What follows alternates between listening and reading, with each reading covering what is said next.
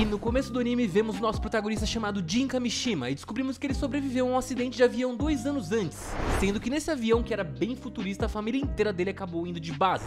Então, apesar de ter sobrevivido ao acidente, ele não tem boas lembranças daquele momento. E tudo aconteceu porque quando o avião foi levantar voo, um asteroide gigante acabou colidindo com ele, e isso causou uma grande explosão e tirou a vida de diversas pessoas que estavam ali. E bem depois de ter perdido a família, ele foi morar com alguns parentes que ele não tinha muito contato, e ele estava ali naquela casa simplesmente porque não tinha um lugar melhor pra ficar. E enquanto tudo isso estava rolando, a Terra também estava encrencada nas mãos de um asteroide que poderia levar tudo ao fim. E sim, aqui eu estou falando do nosso planeta Terra, no caso. E devido a isso, a gente vê uma organização extremamente competente trabalhando para tentar deter a destruição da Terra com aquele asteroide. Pois é, as autoridades que lutem. Mas enfim, voltando pro Jin, ele tá andando de boas pela rua até que um cara estranho mostra uma notícia onde o rosto dele tá na capa. E mesmo vendo seu rosto ali, o Jin não entende absolutamente nada do que tá acontecendo. Então ele apenas vira as costas e continua andando na mesma direção que ele estava indo antes. E ainda determinado em conseguir obter uma resposta sobre aquilo, o estranho liga o carro e começa a seguir o Jin simplesmente. E o estranho começa a dizer que durante o acidente de avião 2 anos antes, apenas sobreviveu o filho do piloto. E assim, ele meio que tava sentindo que era culpa daquele cara, né? Porque era o pai dele que tava pilotando, afinal de contas.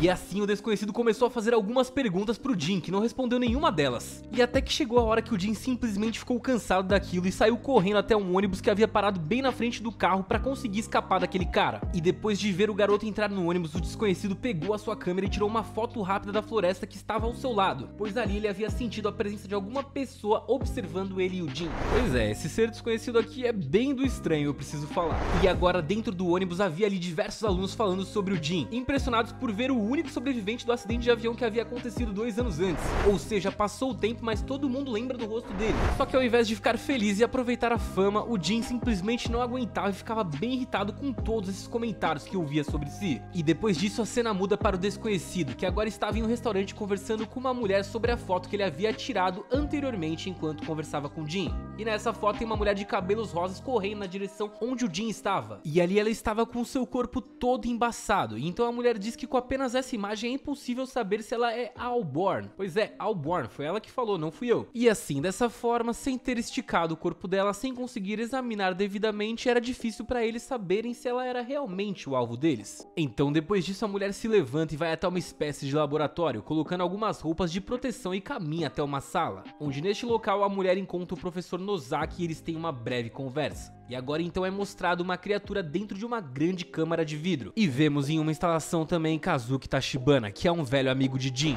E ele está sendo testado quanto à sua compatibilidade com um suposto dragão. E ele fica ali próximo a uma esfera viva no qual ele resolve tocar de repente. E assim a criatura se conecta a ele, fazendo com que agora ele sentisse uma grande dor em seu corpo. Só que em poucos segundos após ter se conectado, Kazuki consegue concluir essa conexão. E agora ele se torna realmente um membro oficial do Dragonaut. Então, em outro lugar da cidade, Jin acaba testemunhando uma estranha criatura que quase tira a vida de uma mulher. E obviamente que acaba sobrando pro nosso protagonista porque não demora muito e a criatura e ele começam a ter um confronto.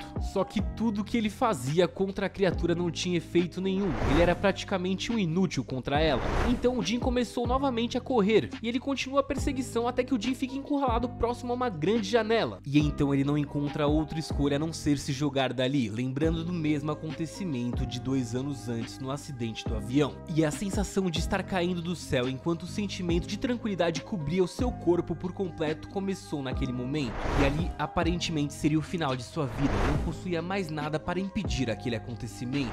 Só que no entanto o Jin acaba sendo salvo por uma garota misteriosa de cabelos rosas. E no instante em que ela salvava Jin, o desconhecido de antes estava ali no local apenas observando tudo de novo. E ele agora consegue tirar uma foto perfeita da garota de cabelos rosas. E a foto foi tão perfeita que agora a garota foi identificada. O nome dela era Yonamine. E ele diz agora que aquela garota é uma communicator e que rapidamente ligaria para alguém. Pois é, se você não entendeu, eu também não entendi. Mas após ter conseguido salvar o Jin, a garota misteriosa ali começou a lutar contra o monstro. E ela demonstrou ter uma grande resistência e força durante a batalha. E após uma breve luta entre elas, a criatura acaba correndo, deixando um rastro de destruição onde eles estavam lutando antes. E agora quando o Jin acorda, ele não está mais no mesmo lugar de antes. antes. Agora ele estava deitado debaixo de uma árvore em um local próximo da cidade. E agora novamente a garota de antes surge em sua frente e se apresenta como Toa. E de repente Jin acorda em uma sala da Isda, onde ele tem um rápido flashback, onde ele se lembra de Toa dizendo pra ele esperá-la perto de um farol dali. E então antes que ele pudesse fazer qualquer pergunta sobre ela, ela acabou desaparecendo. E aí de repente um carro para próximo a ele e uma criança sai e diz para ele acompanhá-la. E então um homem mais velho surge de trás de Jin e utiliza um poder para fazer o Jin dormir. E depois disso eles levam ele para este local onde ele estava agora na sala da Isda.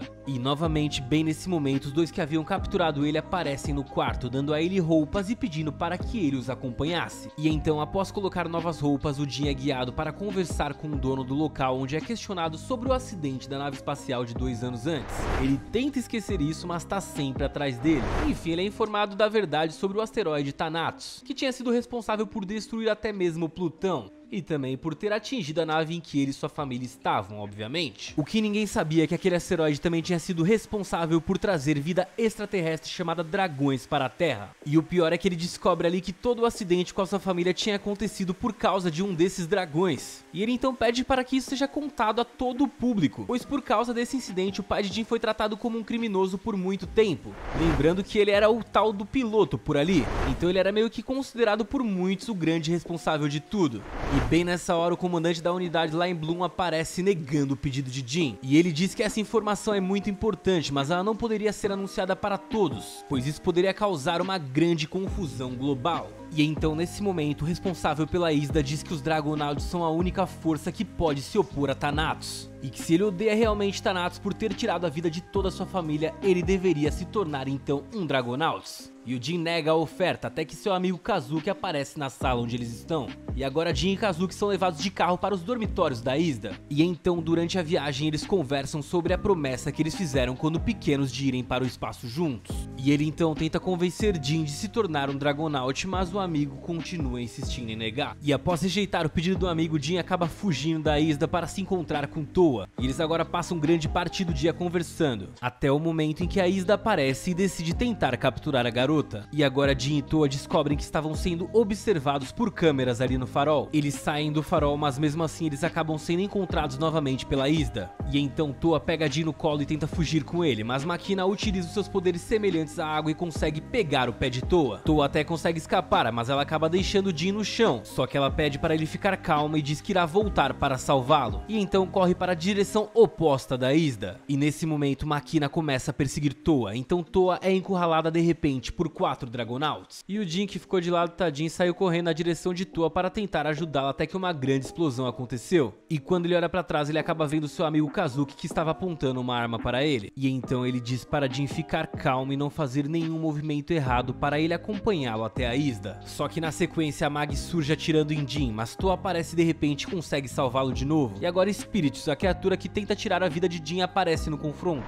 Sim, aquela criatura horrenda tá de volta na história. E ela se transforma de repente em um dragão e vai até Toa. E então ele simplesmente começa a atacar o Jin. E para proteger o amigo, Toa revela que ela também pode se transformar em um dragão, e nesse momento acaba o segundo episódio. E agora a gente vê um flashback de 19 anos atrás, onde no fundo do oceano uma dupla de cientistas conseguiu encontrar algo redondo e pulsante. Ok, isso pode não ter ficado muito legal, mas calma, controle sua imaginação. Essa coisa que eu estou falando era semelhante ao dragão que Kazuki havia tocado para se tornar um Dragonaut. Mas bem, falando do que interessa, Toa e Spiritus continuam sua batalha, só que ambos os dragões agora tinham parado de lutar e começaram a conversar até que naves surgiram atirando. E aí, nesse momento, os dois dragões formam uma aliança temporária e começam a atacar essas naves da Isda. Enfim, depois disso foi uma grande bagunça, começou todo mundo a se transformar em dragão e a briga ficou muito tensa. E de repente Gil aparece no meio da batalha se transformando em dragão para ajudar Toa, e Jin agora pula em suas costas para tentar ajudar de alguma forma também. Gil consegue perfurar e destruir Spiritus facilmente, utilizando suas asas como se fosse uma espécie de broca. E após conseguir derrotar o dragão, Jill e Jin vão até Toa para conversar com ela. E então, quando os dois chegam até Toa, Jin toca nela, fazendo com que ele tenha uma visão em que Toa diz a ele que não pode mais ficar com ele. E é quando Jill aparece para dizer a Toa que ele foi criado para protegê-la. O ataque de Howling Star os devolve à realidade de repente. Então Toa acidentalmente joga Howling Star em Jill, mergulhando Jill e Jin no oceano enquanto ela ia desaparecendo frente aos aos olhos do Jin. E agora temos um flashback de 2 anos antes, onde vemos uma repórter falando sobre o acidente de avião enquanto observamos Yuri Katajima, que estava ali explorando uma floresta onde o asteroide havia caído bem ali. E quando chega no local, a tal repórter Yuri acaba confirmando a existência de um dragão ferido no chão ali. E naturalmente a repórter fica bastante impressionada com aquele dragão, e ela consegue reconhecer esse dragão ali, chamando ele de Atlan. E quando ela o toca, um grande brilho surge, e ao abrir os olhos agora, Yuri Katajima percebe que ele não está mais no mesmo local de antes. Apenas restava ali vestígios daquele impacto gigantesco. E bem, de volta ao presente, vemos Jin acordando em uma praia até que ele consegue avistar Gil, que estava próximo a algumas rochas ali observando o mar. Então ele resolve se aproximar para conversar com ele. Então, durante uma reunião da ISDA, o sigilo do The Project é levantado, e agora tornará essas informações sobre os dragões algo público. Agora todos saberiam sobre a situação em que a humanidade se encontrava realmente. E agora, enquanto Jin e Gil discutem o que Toa significa para eles, Gil diz que nasceu para protegê-la, enquanto Jin fica sem resposta a respeito sobre esse assunto. Então Jin ouve Toa cantando e ele percebe que vem da lua, algo no qual apenas Jin conseguiu ouvir aparentemente. Enquanto Makina e Akira estavam andando de carro enquanto discutiam alguns assuntos sobre o trabalho, e agora elas encontram Gil, que está prendendo Jin, então eles trazem os dois de volta para o ISDA. Pois é, entregou todo mundo nessa bobeirinha aí. Enquanto Jin está agora sendo questionado por Akira, o Gil explica suas ações para Baizil Sakaki, que é o comandante militar dos Dragonauts, até que Gil e Jin conseguem então encontrar uma maneira de conseguir escapar de todos, fazendo com que eles fossem agora perseguidos pelos próprios Dragonauts. E tudo agora vai ficando tenso porque Akira percebe que Jin e Gil acabaram planejando a sua captura. E bem, de repente vai ter uma briga ali entre Gil e Makina, e Gil do nada vai se transformar e prende Jin uma cápsula no pescoço de Gil. Eles então agora voam em direção à lua na esperança de encontrar Toa novamente, porque lembra, ele tinha ouvido ela cantando lá da lua.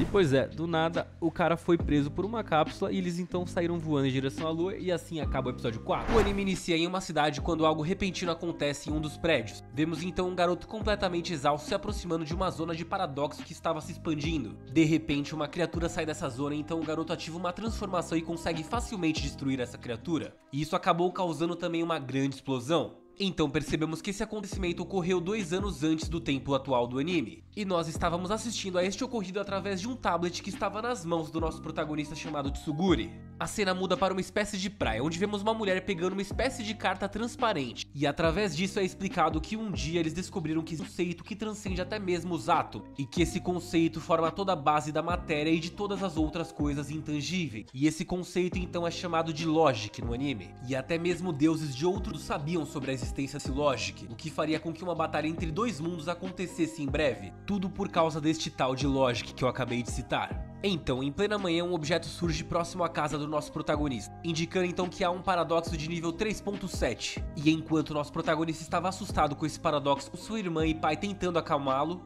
vemos 3 meninas lutando contra a criatura que estava saindo deste paradoxo. E após a fácil derrota dessa criatura, a cena volta para o nosso protagonista, e ele e sua irmã vão para as ruas comprar um presente para o pai deles. E enquanto passeavam, eles presenciam uma personagem chamada Yukari sendo levada por um homem para um assunto muito importante. E quando ela chega no local, Yukari se encontra com Verônica, a chefe daquele escritório. Verônica diz para Yukari que suas habilidades surgiram de repente e que a causa ainda não tinha sido detectada. E normalmente essas habilidades surgem na adolescência e vão sumindo aos poucos até a fase adulta. Então Yukari tem o objetivo de trazer a paz nessa área agora que ela despertou os seus poderes. E assim ela se tornou um membro da agência policial especial, que aqui no anime é chamada de Alka. E enquanto conversavam, um alarme de paradoxo nível 7.2 acabou surgindo. E eu acho que já deu pra entender aqui que toda vez que eu falo de um paradoxo surgindo é algum monstro ou alguma coisa ruim que tá acontecendo, né? E voltando para o protagonista que estava comprando roupas juntamente com sua irmã, um paradoxo surge bem próximo a ele. E as pessoas começam a evacuar, mas o protagonista ainda fica no local, tentando ajudar uma pequena criança que havia caído próximo ao monstro. Tsuguri então pede para que sua irmã cuide da pequena criança enquanto ele vai dar um jeito na criatura folgada. E através de algumas provocações, Tsurugi consegue atrair a atenção da criatura até que ele encontra uma menina que segura em sua mão,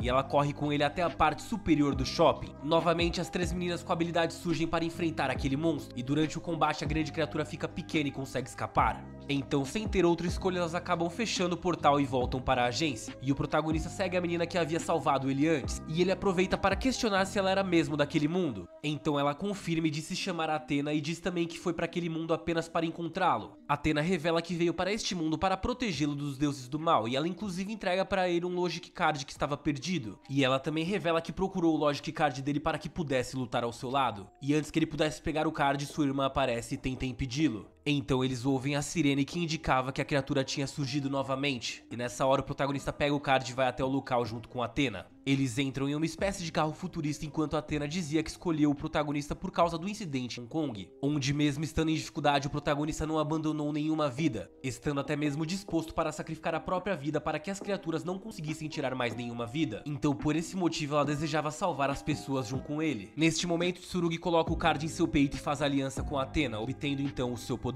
E voltando para a criatura, ela continuava lutando contra as 3 meninas até que o protagonista surgiu na batalha com seu novo traje. E através de um escudo, o protagonista conseguiu proteger as 3 meninas dos projéteis que a criatura estava jogando contra elas. O escudo dele começa a absorver grande parte dos projéteis até que ele reflete o dano recebido na própria criatura. E então, em união com as outras meninas, eles conseguem derrotar a tal criatura. Então, após a vitória, o protagonista volta para sua casa, encontrando então o mesmo homem que ele havia encontrado anteriormente. E o homem então faz a mesma proposta que tinha feito para Yukari, oferecendo para o protagonista a chance de se juntar à agência da polícia especial, a tal da ALCA. E após conversar com sua irmã e seu pai, o protagonista acaba aceitando essa proposta. E a cena de repente muda para Athena, que estava conversando com um homem, sendo que este homem fica impressionado com Athena fazendo um contrato com o nosso protagonista. E neste momento ela estava dizendo que estava feliz por ter conhecido o protagonista. E neste momento o homem misterioso dá um sorriso e estava feliz por quanto protagonecido. E ele fez isso enquanto observava uma foto do protagonista atual e uma antiga dele enquanto utilizava um outro Logic para lutar. E a cena muda então para Verônica explicando para as 4 meninas com habilidades que o cara é um dos únicos que pode utilizar o Overtrance proibido. E antes que ela pudesse explicar mais sobre esse Overtrance, o protagonista chega com as malas. Verônica então apresenta as meninas, começando pela líder do time chamada Tamaki. E antes que as demais meninas fossem apresentadas, Yukari pediu para que a apresentação fosse adiada para o próximo dia após o protagonista cansado. E quando chega em seus aposentos, Yukari acaba se encontrando com Athena. E ao questionar Verônica pelo qual motivo a Athena estava em seu quarto, Verônica diz que ela tinha que dormir com seu aliado para que o vínculo entre eles se tornasse mais forte. E longe dali um personagem misterioso aparece sobre o principal da cidade onde as com habilidade viviam. E ele então se questiona se Tsurugi havia escolhido o caminho errado. Esse personagem continua dizendo que a porcentagem do protagonista ter o mesmo tiro de antes é de 100%, pois ele havia conseguido ouvir essa informação através da Logic dele. E no dia seguinte o protagonista e Athena vão juntos até o diretor da ALCA. E o diretor diz que o protagonista será submetido a testes comuns assim como novos alunos nos próximos 2 dias. Até que surge o mesmo personagem misterioso da noite de antes e ele se apresenta como Olga Brackchild. E ele então diz que ouviu através do seu Logic que ao longo do teste ele vai se deparar com algo perigoso e que a porcentagem era 100% disso acontecer. Então o nosso protagonista, Athena e as 4 meninas juntamente com suas Logics vão para uma sala onde elas começam a responder perguntas, sendo que essas perguntas são referentes aos paradoxos e aos papéis das pessoas como protetores da Terra. E depois de todo mundo responder as perguntas, todos vão se alimentar juntos. E então o protagonista se lembra que as garotas ainda não tinham se apresentado. Então Chloe começa se apresentando, dizendo que Valkyrie era a sua Logic. Logo em seguida Artemis diz que Azurra era a sua Logic. E por fim Vênus acaba se apresentando dizendo que o protagonista poderia chamá-la de Tamahime. E ela também revela que a sua contratante se chama Tamaki. E então após alguns acontecimentos vemos Olga conversando com a criatura que havia saído do paradoxo anteriormente. Olga então pergunta para a criatura se ela deseja se libertar e alguns instantes depois vemos um treinamento onde o nosso protagonista e as garotas estão lutando com essa criatura. Logo descobrimos que aquele lugar era uma realidade virtual e que Belial não era o monstro real que eles estavam inventando. Eles estavam apenas enfrentando um robô que possuía as mesmas capacidades da criatura que eles tinham lutado. E depois de cooperarem, eles conseguem então derrotar o monstro da simulação. E após saírem da sala de treinamento, um alerta de paradoxo 1.1 acaba soando. E nesse momento o protagonista é designado para destruir a criatura desse alerta. E após chegar no local, o protagonista facilmente consegue fazer a criatura se desvincular da criança que ela estava tentando tomar conta. E então vemos novamente a Olga, que estava na prisão de criaturas, conversando com a criatura de antes, dizendo que estava quase na hora de libertá-lo. Até que bem nesse momento o protagonista surge na sua frente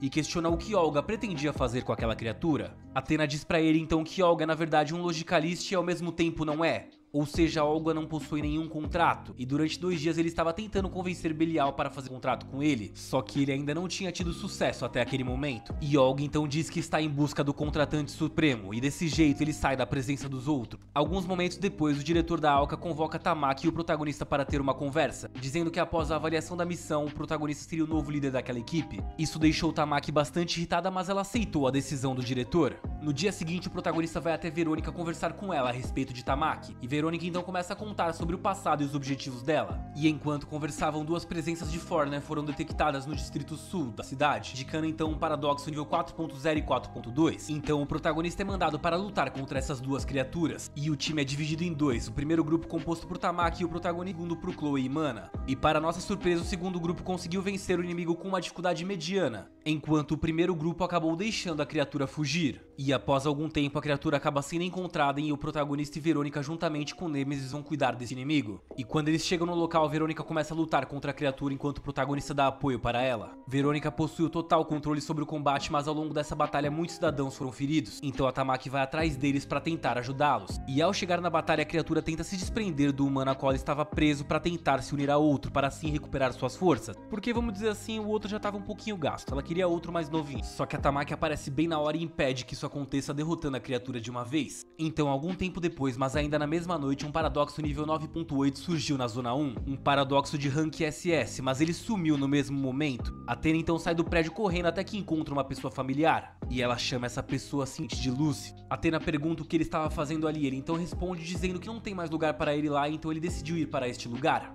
pois este lugar parecia realmente um paraíso para ele. No dia seguinte, acompanhamos o dia a dia da Chloe e Maxwell como sua rotina matinal da corrida e seus companheiros, sendo que após a refeição, Chloe começa a investigar sobre a ameaça 9.8 que havia aparecido anterior, indo até mesmo atrás da garota que estava acompanhada pelo tal de Lucy. E enquanto conversava, uma nova ameaça surgiu, então ela parte para enfrentar o perigo que havia surgido próximo a ela, enquanto seus demais aliados impediam que a criatura causasse ainda mais destruição por ali. E por não agir em grupo, Chloe fez com que a sincronia da equipe fosse totalmente desequilibrada, o que impediu na performance do combate e fez com que nosso protagonista acabasse ferido. Só que como ele é muito resistente, ele apenas saiu um pouco ferido e eles acabaram apenas falhando na missão. Mas por pouco ele poderia ter tido um destino bastante trágico. Então, após algum tempo passado, novamente a mesma criatura veio surgir para causar problemas, e o protagonista juntamente com Athena foi enfrentar essa criatura, enquanto os outros aliados estavam avaliando a situação total. E depois de alguns ocorridos, Yurine surge no campo de batalha para ajudar o protagonista e Athena, que já estavam sem força. Para isso, ela cria escudo para se defender, enquanto Chloe, que estava do lado de fora, confronta os monstros. E Chloe acaba conseguindo derrotar todos, mas eles se unem formando um monstro nível 6. E o maior problema é que esse monstro ia aumentando constantemente. A criatura é realmente poderosa, mas Chloe e Yurine acabam combinando seus ataques e juntas conseguem derrotar a criatura. E no dia seguinte a equipe se reúne e então Athena decide contar a todos que ela se encontrou com Lucy. E ele na verdade era a ameaça 9.8 que havia surgido 2 noites antes. E naturalmente isso deixou todos ali surpresos e assim encerrou o 4º episódio. Bem, a primeira cena do anime já começa com um salto pro futuro, onde a gente vê que o nosso protagonista já tá com todo o seu poder completamente evoluído e ele tá simplesmente ajudando um exército a vencer um dragão bizarro, sendo que claramente ele é a peça principal de todo aquele exército. Mas pra explicar como ele chegou naquele ponto, o anime volta 6 meses no passado, onde vemos que ele tá numa escola para salvadores, e aqui a gente pode facilitar e dizer que é uma escola de magia, sendo que os salvadores são aqueles que lutam contra criaturas sinistras que colocam de alguma forma a humanidade em risco. Pois é, uma missão muito importante, mas não para o nosso protagonista que está ali dormindo no meio de uma aula de boas. Só que o detalhe aqui é que ele está sonhando com uma vida passada a qual ele viveu, onde ele era um guerreiro com uma armadura muito badass e sozinho conseguia aniquilar um exército inteiro, e onde ele também estava acompanhado de uma linda garota de cabelos vermelhos. E agora as coisas ficam mais interessantes, porque ele sente alguém mexendo com ele e de repente ele acorda, e quem está na frente dele é uma pessoa simplesmente igual à garota que ele estava sonhando instantes antes. E ele a chama por um nome estranho, um nome que ela tinha em uma vida passada, pois aparentemente ele consegue lembrar de coisas de suas vidas passadas. E quando ele chama ela, ela reconhece o nome que ele chama, e ela então revela que na outra vida eles eram como irmãos. Pois é, a cerimônia que eles estavam já está quase completamente vazia e seria um ótimo momento para muita emoção. Só que eles percebem que ali perto deles tem uma garota que está simplesmente desmaiada no chão. E quando o nosso protagonista, que se chama Moroha, vai até ela tentar ajudá-la, ela acorda e de cara acaba dando um beijo nele, deixando a menina que estava com ele antes simplesmente enlouquecida. Pois é, ele foi ajudá-la e de cara já recebeu um beijo. E essa é a triste vida dos protagonistas de anime. Eu nunca me acostumo com isso. E bem, saindo dali a gente vai ter uma rápida cena numa sala de aula e depois no vestiário feminino, onde a garota de cabelos rosas que dizia ser irmão do protagonista parece prometer que não vai deixar escapá-lo de suas mãos. Aparentemente ela quer ele de todo jeito e vai fazer tudo por isso. E bem, ela está ali se arrumando para um treinamento que vai acontecer numa arena, onde a gente finalmente vai entender um pouco melhor o que está acontecendo naquele mundo. Pois ali o professor vai explicar que existe basicamente basicamente dois tipos de salvadores: os Shiroganes, que são usuários de técnicas de luz, e os Kuromas, que são das técnicas das trevas. Logo ali no começo o professor diz que vai ensinar um pouco sobre as técnicas de luz, e aqui percebemos que algumas pessoas com memória da vida passada, como a garota de cabelos rosa, conseguem materializar roupas e ter umas habilidades muito interessantes, do tipo que permite que ela levante uma outra aluna no ar como se não fosse nada. Mas como acontece em todo bom anime, no meio de uma aula tem que ter uma confusão, e ali perto do grupo tem um cara gigantesco que tá subestimando todo mundo da sala, dizendo que todo mundo é fraco, que ele queria enfrentar logo as criaturas e que ninguém aguentaria com ele. Sendo assim, a Satsuki, a garota de cabelos rosas, vai desafiá-lo para uma batalha, e com todos da sala assistindo, então começa o duelo entre eles. Só que infelizmente não deu bom pra ela. Ela até usou o seu colar e transformou ele numa arma muito da hora, mas não teve jeito, ela acabou sendo humilhada e o cara com um machado gigantesco acabou arrancando a roupa dela. Pois é, saindo dali o protagonista vai com a Satsuki pra uma cafeteria tentar animá-la, e ali ela vai basicamente revelar pra ele que ficou a vida inteira buscando reencontrá-lo, pois ela sempre teve memórias deles na sua vida passada, e que ela se sentiu tão humilhada por ter perdido a luta por ter sido na frente dele. Um clima muito fofo que não dura muito, porque logo a garota que beijou o protagonista no começo do episódio surge de novo, e vamos dizer que ela dá um abraço bem especial no protagonista, colocando ele entre duas montanhas que parecem extremamente macias, o que vai deixar a Satsuki maluca, e logo vai começar uma disputa entre elas. Sim, uma disputa pra ver quem conseguiria dar o abraço mais confortável pro protagonista. E aqui eu preciso falar de novo de como a vida dos protagonistas de anime é simplesmente absurda. Bem, a Satsuki perde essa batalha porque não tem jeito. Você vê na tela, você vai ver que não tinha como ela ganhar essa. E ela vai literalmente chorar no banho. Só que enquanto ela tá ali chorando, Moroha decide então restaurar a honra dela e desafia o cara pro duelo. Aquele cara que tinha deixado ela sem vestir nada na frente de toda a turma e humilhado ela na batalha. E a Satsuki, quando fica sabendo disso, sai correndo do banho simplesmente sem se preocupar em vestir nada. E vai até lá, e quando ela chega, o protagonista não tá numa situação muito boa, ele tá sofrendo e parece que ele não vai ganhar a luta. Só que isso muda completamente quando ela grita que ele é o guardião da espada sagrada, pois isso trouxe pra ele lembranças da sua vida passada junto dela, e então ele consegue invocar a sua espada lendária. E dessa forma ele consegue vencer a luta, mostrando ter grandes habilidades e um potencial infinito. Inclusive uma bruxinha que chegou ali no meio da batalha simplesmente disse que ele é o dragão ancestral. E assim acabou o primeiro episódio, com a gente já descobrindo que o nosso protagonista tem alguma coisa muito especial.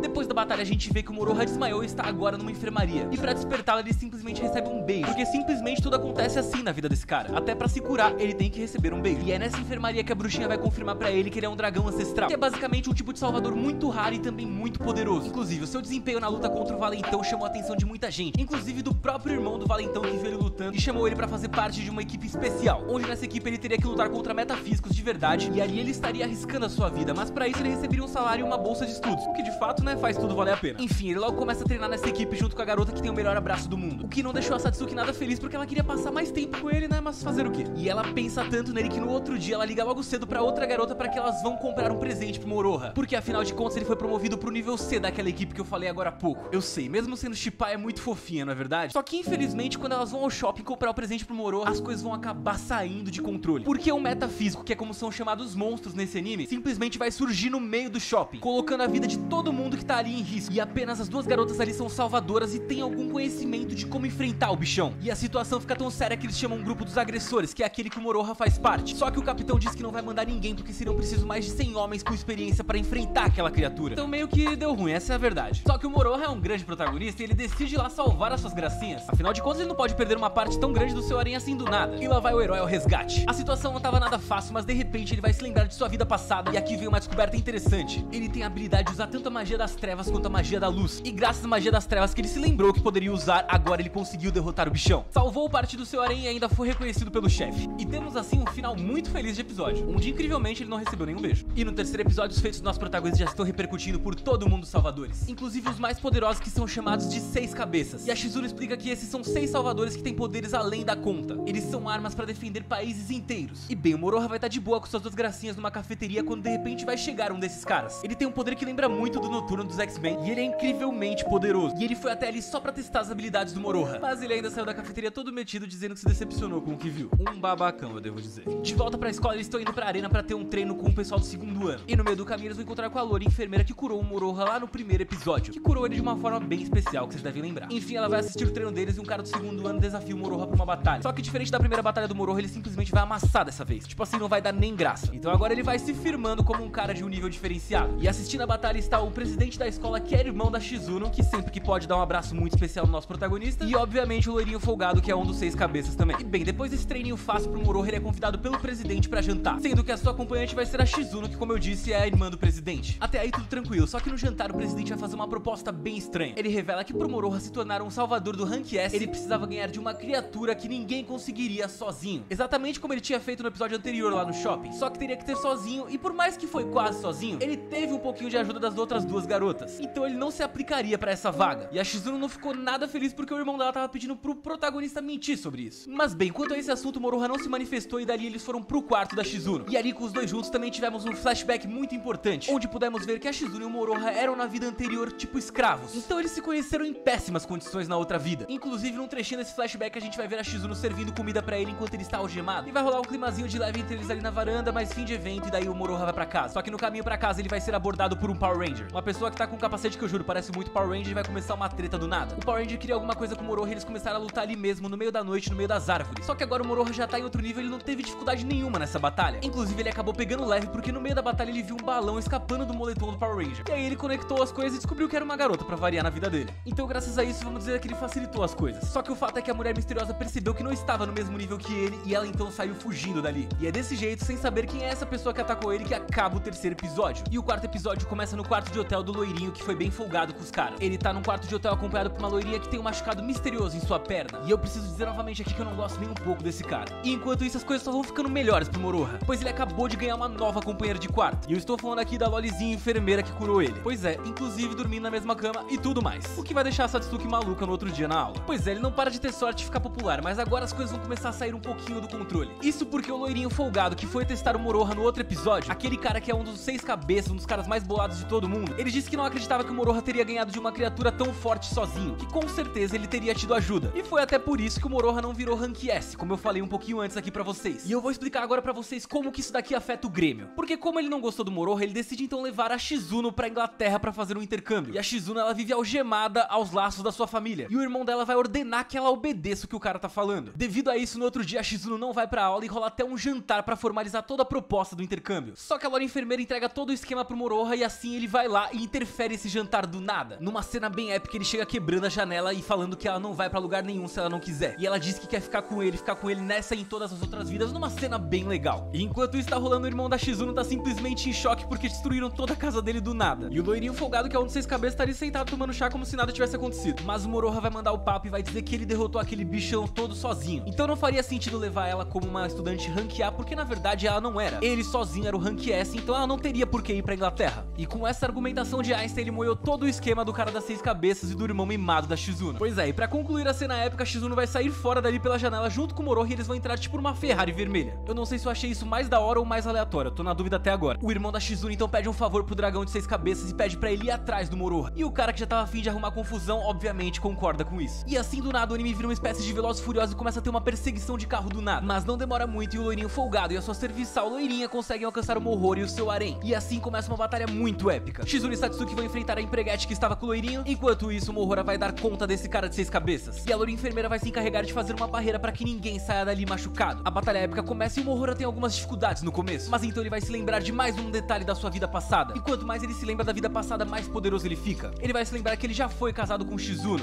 e que ele já foi também um grande libertador. E graças a essas lembranças ele vai conseguir aumentar o seu nível de poder e vai conseguir virar a batalha pra cima do loirinho folgado. Com sua espada lendária ele vai acabar quebrando a espada do seu adversário Rank S e não muito depois ele consegue fazer um buraco numa armadura que o loirinho simplesmente invocou do nada depois de perder a espada. Pois é, não demorou muito e deu bom na batalha e o Moroha vai conseguir vencer a luta invocando um dragão de gelo. E desse jeito ele vai acabar congelando o loirinho folgado e eu achei isso muito épico. Eu gosto de dragão e também gosto de ver gente folgada se dando mal, então essa cena pra mim foi perfeita. E bom, pra finalizar, depois da batalha o Moroha vai ser reconhecido pelo loirinho folgado como um cara Rank S. Ele vai ser o 7º dragão. Pois é, em poucos dias de aula ele simplesmente virou um dos maiores guerreiros de todo o mundo. E agora, depois de ser reconhecido como Rank S pelo seu adversário, tudo na vida dele vai mudar. E na primeira cena do anime a gente vê um garoto e uma garota bastante machucados diante de um dragão enorme. Os dois estão inconscientes e de repente o dragão se transforma em uma linda garota sem mais nem menos. E sensibilizada com o estado do garoto, ela usa sua magia para curá-lo. E também diz que espera grandes coisas dele no futuro. Em seguida temos um breve time skip, onde vemos que o mesmo garoto está em sua cama numa espécie de transe enquanto uma linda garota de cabelos rosas analisa o seu corpo. E eu preciso dizer que ela faz essa análise de uma maneira bem diferenciada e caridosa. É de dar inveja em qualquer um, mas aparentemente ela está fazendo aquilo para prepará-lo para o nascimento do seu dragão. Isso pode parecer estranho agora, mas logo tudo vai se encaixar. Afinal, o garoto em questão é o protagonista da história chamado Ash e ele é aluno de uma academia para cavaleiros de dragão. Essa academia é basicamente um lugar onde os alunos aprendem a batalhar e usar a magia dos seus dragões. Todo aluno tem o seu próprio dragão que é criado a partir de sua própria existência. E apesar de ser um aluno Rank SS na academia, o Ash é o único do seu nível que ainda não tem o próprio dragão. Ele é sempre tratado na escola como se fosse um garoto problema por isso, mas por algum motivo ele também é o único cavaleiro capaz de montar no dragão de outra pessoa. E logo nós vamos ver isso acontecer em uma aula prática, pois o Ash participa de um treinamento de batalha de dragão montando o dragão de um amigo dele que se chama Raymond. Nitidamente o protagonista é um dos alunos mais habilidosos, mesmo usando o dragão de outra pessoa. Mas infelizmente em um momento de descuido ele esbarra no dragão de uma outra garota. E acontece que ela não é uma garota qualquer, estamos falando aqui de uma linda princesa loira chamada Sylvia. E eu não estou exagerando aqui, ela é uma princesa de verdade. Inclusive ela é bastante arrogante e simplesmente humilha o Ash, dizendo que ele não tem controle nenhum, pois ele nem é capaz de ter o seu próprio dragão. Ash se enfurece ao ouvir isso e exige que a princesa se desculpe, só que ela não aceita isso facilmente. Ela diz que poderia se desculpar e até beijar os pés dele se ele conseguisse vencer em uma corrida de dragões que iria acontecer na escola. Então, motivado em fazer com que ela se desculpasse, Ash aceita o desafio de Sylvia mesmo sem ter um próprio dragão. Mas aparentemente isso está para mudar, pois mais uma vez durante a noite Ash recebe a visita da misteriosa garota de cabelos rosa. Novamente ela faz um carinho diferenciado nele e diz que aquela será a última dele sem ter um dragão. Pois é, além de todo o carinho ele recebeu uma notícia muito boa. O problema é que ele não tinha como esperar, afinal o torneio começou logo na manhã seguinte. E o prêmio para o vencedor é ter um encontro com uma belíssima garota ruiva chamada Rebecca, que além de linda ela também tem o dragão mais poderoso da escola até então e é a presidente do conselho estudantil daquela academia. Obviamente todos queriam ganhar a corrida para ter um tempo a sós com a Rebecca, mas o Ash estava focado apenas em vencer a Sylvia. Então para competir novamente ele pegou o dragão do seu amigo emprestado. E a verdade é que o Ash começou a corrida muito bem, impressionando até mesmo a própria Sylvia. No entanto, no meio do caminho ele acaba sendo interrompido ao ouvir um barulho vindo do meio de uma floresta. Como todo bom protagonista, ele é bastante curioso e vai checar o que está acontecendo por ali. E ele então acaba encontrando um homem mascarado de cabelos brancos e começa a falar sobre o dragão do Ash. E esse homem diz que pode ver o dragão por causa de uma maldição que ele carrega. Pois é, se você ficou confuso com isso, saiba que o Ash também ficou quando ouviu. Só que ele nem teve tempo de pensar direito no que tinha acabado de escutar, pois de repente uma loura chamada Anya surgiu. Ela apareceu diante do cara mascarado e começou a atacar o Ash, que sem entender nada simplesmente saiu correndo dali. Acontece que no meio da perseguição Ash acaba caindo de um abismo após tentar ajudar a garota que estava tentando acabar com ele. Bom coração de protagonista, né? Sempre atrapalhando nos animes. Só que isso na verdade foi um lance de sorte pra ele, pois foi enquanto ele caía do abismo que o Ash finalmente encontrou com o seu dragão. Era bem diferente do que ele imaginava, mas a sua marca de cavaleiro de dragão acendeu e isso certamente indicava que ele finalmente tinha encontrado sua criatura. E o problema é que o dragão dele é na verdade uma loura bem bonita de cabelos rosados, como se fosse uma mini versão da garota que não deixava o Ash dormir todas as noites. E bem, é com essa revelação chocante que o primeiro episódio acaba. E no começo do episódio seguinte vemos que a garota dragão na verdade tem um comportamento bem particular.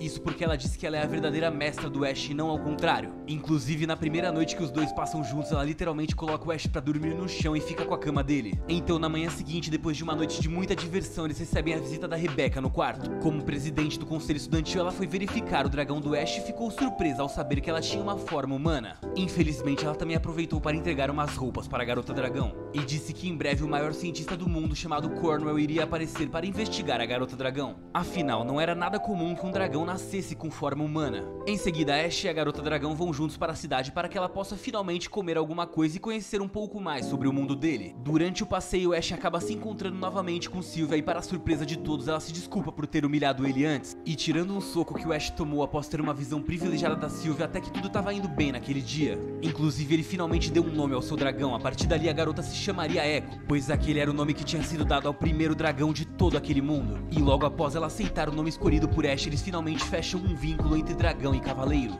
Nesse momento, a tatuagem de cavaleiro de dragão do Ash brilhou, indicando agora que eles compartilhavam os seus sentidos e também suas magias. E como eu disse, tudo estava indo bem, porém após se separar do Ash por alguns segundos para ir ao banheiro, a Echo acabou sendo levada embora por alguém que estava seguindo eles o tempo todo. Ash se desespera ao perceber isso e felizmente Sylvia aparece com sua serviçal e revela como ele pode encontrar Echo. Ela diz que como Ash tinha concretizado seu vínculo com Echo, agora ele poderia usar a sua magia para descobrir o caminho até ela. E é exatamente isso que ele faz. Quando finalmente encontra Echo, Ash descobre que ela tinha sido levada pelo Dr. Cornwell, aquele cara que a Rebecca tinha dito no começo do episódio que iria analisar a Echo. Só que o doutor tinha pegado a Echo em segredo porque queria fazer uma pesquisa especial sem que a academia soubesse. Isso já era chocante, só que o que ninguém esperava era que o Dr. Cornwell fosse na verdade uma mulher incrivelmente linda e também maléfica. Isso porque ela usou uma magia para impedir que tanto Ash quanto Sylvia não pudessem usar os seus poderes ou de seus dragões. E logo, usando seus poderes, a cientista conseguiu colocar o Ash e a Sylvia para dormirem também, ficando assim livre para fazer o que bem entendesse com a Echo.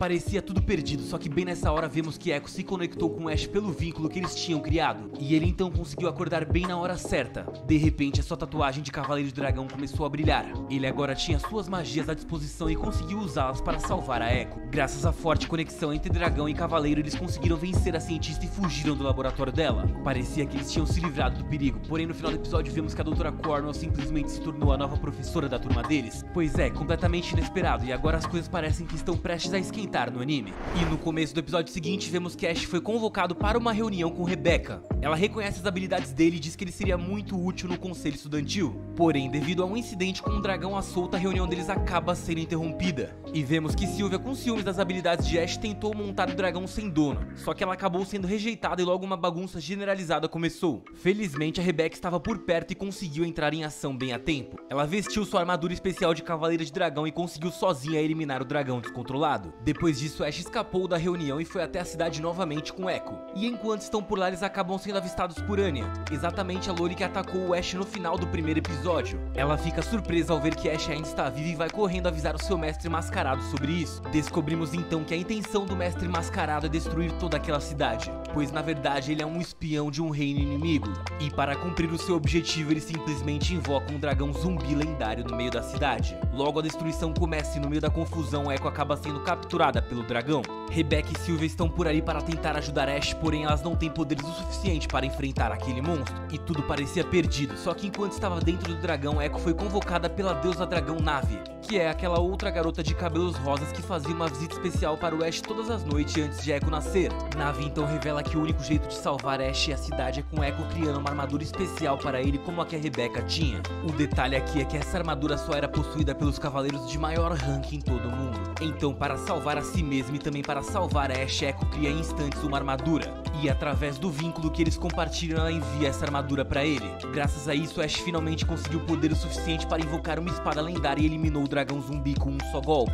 E assim ele acabou com os planos do mascarado, que se viu forçado a recuar e também recuperou o Echo. O protagonista praticamente sozinho conseguiu salvar a cidade toda da completa destruição e ainda recuperou o seu dragão. Ou melhor dizendo, a sua garota dragão, na verdade. No final, para comemorar o sucesso, ainda temos uma festinha onde vemos Ash e Sylvia aceitando o convite de Rebecca para se juntarem ao conselho estudantil. Pois é, as coisas só vão ficar ainda melhores a partir de agora. E o episódio 4 começa com Ash e Sylvia sendo apresentados para a turma como novos membros do conselho estudantil. Mas o maior destaque está na apresentação de Echo ao restante da turma. Isso porque ela tentou parecer um dragão assustador, mas só conseguiu mesmo ser a Loli fofinha de sempre. Vemos também que todos estão comentando sobre o cavaleiro que salvou a cidade vencendo o dragão zumbi. E o curioso é que aqui ninguém sabe que foi o Ash que derrotou o dragão. Existe até mesmo um fã-clube para homenagear esse herói, porém ninguém nem faz ideia que foi o protagonista que venceu o dragão. E ele tá mesmo muito famoso, afinal durante uma aula um grupo de garotas do fã-clube dele invade a sala para perguntar quem tinha derrotado o tal dragão. Isso porque independente de quem fosse o herói, ele tinha atingido o status de cavaleiro nobre. Então as garotas queriam encontrá-lo para simplesmente se casarem com ele. Eu teria aproveitado para conhecer mais as colegas de turma, mas o Ash preferiu manter a sua identidade em segredo mesmo. Em seguida temos uma reunião dos membros do conselho estudantil e então é anunciado que a irmã de Sylvia está indo até a escola. Obviamente ela também é uma princesa e se chama Verônica, sendo que ela é uma das guerreiras mais poderosas daquele mundo. E por algum motivo, só de ouvir o nome da irmã, a Sylvia fica completamente assustada com a possibilidade de encontrá-la. E logo vamos entender melhor sobre isso, afinal a serviçal de Sylvia vai revelar pro Ash o motivo de ela ter tanto medo. E esse motivo é que Sylvia foi forçada pela irmã a passar por rígidos treinamentos desde muito cedo. Então, ao saber sobre isso, Ash até tenta confortar a princesa, mas recebe um fora dela. Felizmente, no final do episódio, vemos que Sylvia conseguiu superar isso após ter um flashback de sua juventude com Ash. Afinal, ela tinha prometido pra ele que seria uma brava cavaleira. Sendo assim, ela encarou os seus medos e compareceu à chegada da irmã mais velha. O anime se inicia com Alicia, uma princesa real, observando o local totalmente destruído por um tornado que havia passado nesse local no passado.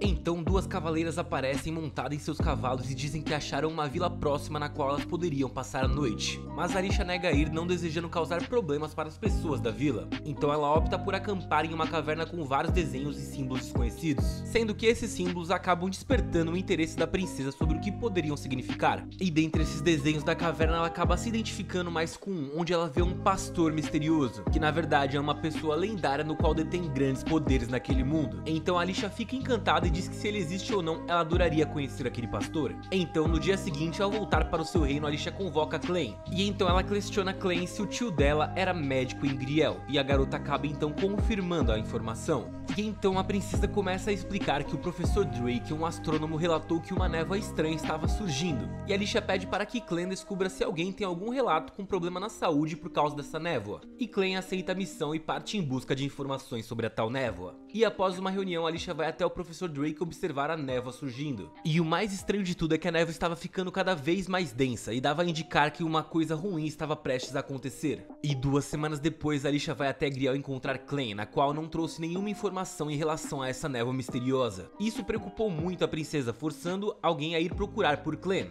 E durante o caminho, Alicia e seus soldados são atacados por assassinos muito habilidosos. E o confronto entre eles é intenso demais, e lembrando que eles estão buscando por Clem. E Alicia agora consegue cortar a máscara de um desses assassinos, aparentando ser um humano quem está por trás. E bem, só parecia um humano mesmo, porque de repente o seu rosto e corpo começaram a se transformar e aquela criatura revelou ser um Ryoma.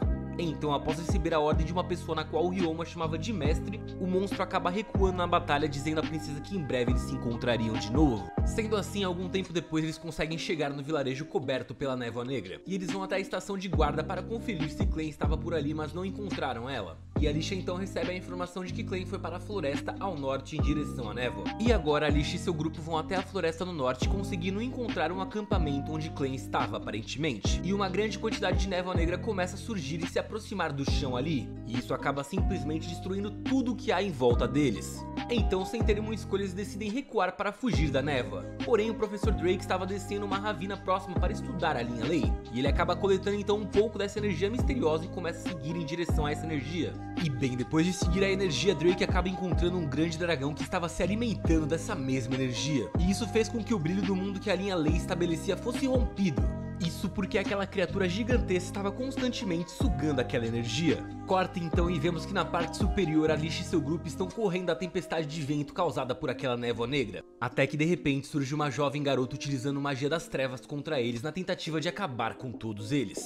Então Alicia vê uma a uma as pessoas que ela conheceu em Griel e seus acompanhantes sendo engolidos por aquele tornado, e ela acabou ficando ali sozinha enfrentando aquela garota com poderes das trevas. E de repente o Ryoma que tinha tentado acabar com ela antes acabou surgindo de novo, só que dessa vez por algum motivo ele não estava ali para enfrentá-la e ajudou ela a enfrentar essa garota com o poder das trevas. E de repente, nesse momento de muito caos, a garota trevosa apenas desistiu de lutar, ela perdeu o interesse por aquela batalha e simplesmente foi embora daquele lugar, permitindo assim com que o Ryoma e a Alicia pudessem conseguir cada um seguir o seu caminho em paz. Então, enquanto a Alicia vaga, ela se depara com uma ruína antiga e ela fica na entrada dessa ruína para se abrigar da noite chuvosa que estava tendo. E durante o dia, quando a ruína estava mais visível, ela consegue enxergar um desenho na parede daquele templo. E o desenho era de um herói empunhando uma arma sagrada, fazendo referência à lenda do Ushi, onde a lenda dizia que existia a capital dos serafins, um local sagrado que havia ficado localizado no pico mais alto de todo o mundo. E nessa lenda diz que Doushi vai à Terra junto com seus serafins para ajudar a purificar o mundo de toda escuridão, trazendo assim a paz para os humanos. E nesse momento, a Alicia acaba sendo atacada por um enorme enxame de insetos de repente. E assim, através de uma construção interna no templo, Alicia consegue escapar dos insetos e entrar em um corredor enorme no qual ela reconhece como outra ruína de Asgard. E agora, através desse corredor, ela consegue chegar à capital celeste, mas ainda estava na mesma ruína anterior em busca de uma saída. E mais ou menos nessa época, um jovem humano que reside em Elysium, que é o lar dos serafins, e Mikleo, um jovem serafim que está com ele, acabam também chegando às mesmas ruínas. E agora essa dupla passa por diversas dificuldades em conseguir adentrar essa ruína. E no meio de todo o caos, eles encontram a Alicia desmaiada em meio aos destroços ali. E sem perder tempo, a dupla acaba salvando a princesa, e ela agradece a eles e pergunta o nome deles que se apresentam então. E logo em seguida, a Alicia questiona se Sorey era o tal do Ushi, que também era conhecido como pastor que tinha poderes, se lembra? Mas nesse momento não há resposta, somente Sorey e Mickey acabam impressionados e curiosos a respeito de Alicia e de como ela sabia sobre tudo aquilo. Então, depois de um momento dramático, Sorey responde a pergunta da princesa e diz pra Alicia que na verdade ele é um simples humano. E ela acabou ficando bem decepcionada por isso, porque ela estava naquela ruína procurando pelo pastor. E então Alicia começou a pensar que o pastor de repente não passava de uma simples lenda. E assim, comovido pela história da jovem princesa, Sorey decidiu levar Alicia a um lugar que ele conhece naquelas ruínas. Então Mikli se incomoda com a ideia de levar um humano para a Vila dos Serafins, porque era lá que ele ia levar Alicia. E o Sorey sabia que o seu amigo estava certo, mas ele também não podia deixar Alicia daquele jeito ali totalmente triste. Então durante esse diálogo percebemos que ele se passa na visão de Sorey, porque a cena muda para a forma de que Alicia estava enxergando aquele acontecimento. E agora percebemos que Mickey não estava ali por algum motivo. Então percebemos que apenas Sorey possui a capacidade de conseguir enxergar e interagir com esse serafim chamado Mickey. E até mesmo Mickey fica na verdade impressionado por não possuir a mesma capacidade que seu amigo de se enxergar. Enfim, depois disso eles partem e vão em direção a Izushi, que é o lugar misterioso onde o Sorey disse que levaria a Alicia. E nesse momento Alicia faz um apelo para que eles consigam se ajudar a destruir as trevas por ali. Só que os seus apelos acabam não sendo muito ouvidos pelos amigos. Isso porque os serafins acabam acreditando que os humanos não trarão calamidade nenhum para a sua terra. Então ela ficou ali falando com os serafins, mas não foi ouvida por ninguém. Até que durante a noite, Sorey e Alicia começam a conversar sobre a jovem princesa. E o Sorey acaba ficando impressionado por saber que ela vive na capital Highland, um local onde existe a lendária espada sagrada que é protegida pela Dama do Lago. E a lenda dizia que quem empunhava a espada se tornaria então o grande pastor, aquele ser extremamente poderoso, o qual Alicia tinha muito interesse. Então no dia seguinte, após mostrar um pouco sobre a Vila dos Serafins, Sorey resolve levar Alicia para as ruínas novamente. E para a surpresa de Alicia, ele mostra uma descoberta que ele tinha descobrido bem no dia em que ele a salvou. E essa descoberta foi chocante, porque ele entregou a ela um brasão que teoricamente pertencia ao pastor que ela tanto procurava. E isso fez com que Alicia recuperasse suas esperanças novamente em encontrá-lo. Então, um tempo depois, Alicia parte da Vila dos Serafins e ela revela o seu nome para Sorey, se apresentando como Alicia Dívida. E a princesa logo em seguida pede desculpas por desacreditar na existência dos Serafins. E mesmo não aceitando ajudá-la, ela sempre sentiu uma presença invisível deles. E na verdade ela continuava sentindo essa presença até naquele mesmo momento em que ela estava falando. Então Alicia avisa Sorey que na capital de Highland todos começariam o Festival da Espada Sagrada, sendo que esse festival o tema era encontrar alguém que seja capaz de tirar a espada do lugar. Tipo naquela história do rei Arthur, sabe, de tirar a espada? Quem tirar a espada será o novo rei, no caso será o novo pastor, o ser mais poderoso desse mundo. Enfim, Alicia convida o Sorey para esse festival, devolve o brasão do pastor para ele e parte em direção ao seu reino. E agora, após a partida da princesa, o sábio serafim sente que alguém invadiu a sua vila. E vemos então que o Ryoma, que tinha sido mandado para tirar a vida da princesa, agora estava no local atacando os serafins. E então Sorey e Mickey vão até esse monstro para tentar impedi-lo de dar continuidade ao ataque. E então temos um intenso combate entre Sorey e o bichão, só que de repente um ancião vai chegar no local para ordenar que aquele ser maligno saísse de sua vila. E para nossa surpresa, o Ryoma acaba aceitando as ordens do ancião, porque na verdade esse ancião também era um serafim e ele mostrava ser muito poderoso. E depois de tudo resolvido, Sorey se desculpa pelo Ryoma que tinha aparecido na vila após ele ter trazido uma humana. E o ancião parece uma pessoa calma e diz que a culpa não é dele. Afinal de contas, Izushi, aquele lugar que eles estavam, não era assim um lugar tão seguro. Então, independente de Sorey ter levado aquela humana pra lá, as criaturas malignas acabariam chegando ali cedo ou tarde. E durante a noite, Sorey teme que o Ryoma misterioso que apareceu na vila esteja atrás da princesa novamente. Então ele vai acompanhado por Mickey para Lady Lake, que é a capital da água, onde rolaria aquele festival da lâmina sagrada que a Alicia disse que estaria. Então, ao chegar na capital, Sorey e Mickey conhecem Rose, que vem em seu socorro para ajudá-los a participar do festival da lâmina sagrada. E com a ajuda dela, Sorey e Mickey conseguem entrar na cidade sem precisar do passe. E eles logo percebem que a capital está repleta de malevolência, o que faz com que Mickey fique fisicamente fraco e cansado. Afinal de contas, lembrem-se, ele era um serafim. E enquanto eles descansavam em meio a muita gente, Sorey percebe que Ryoma estava ali observando eles. E então a dupla começa a correr atrás desse monstro. E durante a perseguição, Sorey pergunta o motivo pelo qual o Ryoma estava tentando tirar a vida da princesa. E para nossa surpresa, o Ryoma responde e diz que ele não tem nada específico contra aquela princesa, ele não é inimigo dela. A verdade é que ele apenas se interessou por ela e ele sente que quando estiver por perto dela, ele poderá apreciar coisas muito legais. E depois dessa revelação, o festival então se inicia. E Sorey e Mickey conseguem consegue então perceber que a Dama do Lago estava próxima à espada, e a mesma sente que a energia maligna do local está muito alta, e assim ela diz que o pastor deveria logo nascer para eliminar de uma vez por todas essa energia maligna. E assim, após muitos cavaleiros tentarem e falharem, uma energia sombria começa a cobrir cada vez mais aquele local, e assim vai surgindo um infernal, que simplesmente é um dragão de energia sombria que começa a atacar todos que estão ali presentes. E nesse momento, em meio a todo o desespero, Sorey corre e vai até a espada enquanto novamente assassinos surgem ali, e todos eles estão novamente atrás da princesa Alicia. E quando Sorey se aproximou para tentar pegar a espada para proteger Alicia, a Dama do Lago apresentou-se e disse que o único que poderia tirar aquela espada dali seria o pastor. Mas o Sorey não se importou com isso, ele só se preocupava em salvar Alicia, e quando ele tocou na espada um grande brilho surgiu, parando o tempo simplesmente. De repente a Dama do Lago sumiu, mas a sua voz agora está na mente de Sorey. E agora quando ele empunha a espada, a aparência de Sorey muda e a espada ganha atributos de fogo.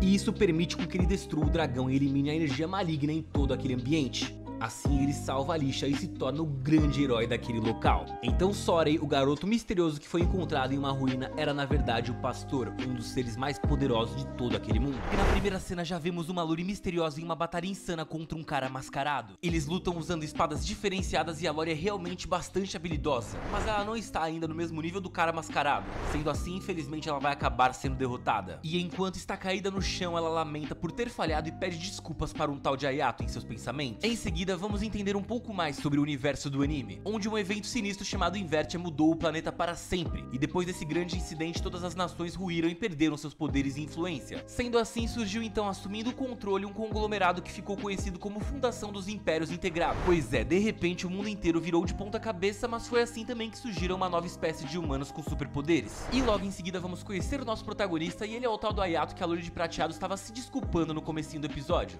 Enfim, o Hayato é um desses super-humanos e ele acabou de ser transferido para uma academia de magia. E bem, as coisas não vão começar muito bem pra ele por ali, porque um belo dia ele tá andando de boa pelas ruas da academia, quando de repente um lenço vai acabar caindo de uma janela bem na frente dele. Ele então, como um bom cavalheiro, pega o lenço e dá um salto surreal até a janela para devolver o pedaço de pano. O que ele não esperava é que acabaria pegando no flagra uma linda garota de cabelos rosados chamada Jules. E eu digo isso porque a Jules nesse momento estava se arrumando para ir para a escola. Então vamos dizer aqui que ele meio que a viu do melhor ângulo possível. E bem, o Hayato fica todo sem jeito com aquilo e tenta disfarçar devolvendo o lenço pra garota. E a Jules até agradece por ter recebido o lenço de volta, mas diz que o Hayato terá que pagar com a própria vida por tê-la visto se trocando. Ele naturalmente fica em choque ao ouvir aquilo e logo percebe que a Jules está falando bem sério sobre acabar com ele. Afinal, ela simplesmente usa uma magia de chamas extremamente poderosa e explode o próprio dormitório para tentar acertar o Hayato. E por muito pouco o Hayato consegue escapar dali e tenta resolver as coisas na conversa. Só que a Jules não tá nem um pouco afim de papo. E ela inclusive desafia o Hayato para um duelo e diz que irá perdoá-lo caso ele consiga vencer um duelo contra ela. E o coitadinho do Hayato, que era um aluno recém-transferido querendo ficar de boa, percebeu que não ia ter como escapar daquela confusão e aceitou o duelo.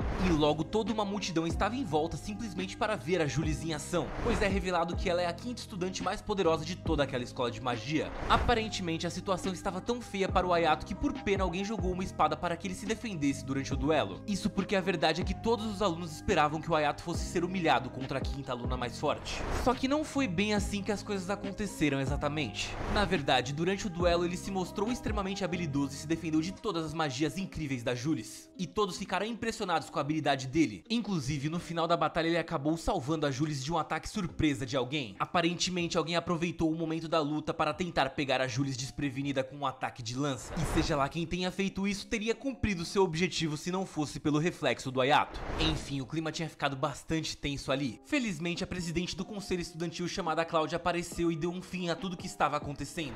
E eu preciso ressaltar aqui que essa Cláudia é incrivelmente linda. Sim, eu precisava falar isso. E ela sabe disso, pois quando tira o Hayato da confusão, ela diz ser incrivelmente boa em usar o seu corpo para manipular o que ela tiver vontade. Pois é, top habilidade nos animes, não é verdade? Eu com certeza seria um alvo muito fácil pra ela. Mas a verdade é que a Cláudia ficou impressionada com as habilidades do Hayato. E ela então pediu para que ele se tornasse um dos representantes da escola em um torneio entre escolas de magia, onde estariam apenas as escolas mais poderosas de todo o mundo. Pois é, logo no primeiro episódio o Hayato foi reconhecido a esse ponto, mas ele decepciona a Cláudia e nega o convite. Ele diz que estaria apenas para encontrar a sua irmã. Então finalmente vemos uma imagem da irmã dele e entendemos que ela era a própria Loli de cabelos prateados do começo do episódio. E até havia registros dela, mas os arquivos estavam corrompidos e ninguém sabia do paradeiro dela há muito tempo. O Hayato acabou ficando bastante decepcionado ao saber disso, mas ainda assim aquele encontro com a presidente não tinha sido em vão. Isso porque o Hayato teve a chance de pedir como sua arma uma espada demoníaca lendária que era capaz de perfurar até mesmo a terra. E a presidente, que é muito simpática, diz que vai analisar o pedido dele, mas entrega então uma espada provisória pra ele. O cara tem a típica sorte dos protagonistas de anime, até porque no final do encontro ele vai receber um abraço bem diferenciado da presidente. E depois disso ele foi finalmente apresentado para o restante de sua turma. E ele então conheceu Yabuki, que seria o seu colega de quarto. E por puro acaso o Yabuki era o cara que tinha jogado a espada para o Hayato durante o duelo contra a Julis. E o Yabuki ainda vai revelar que a Julis é na verdade a herdeira de um dos reinos daquele mundo.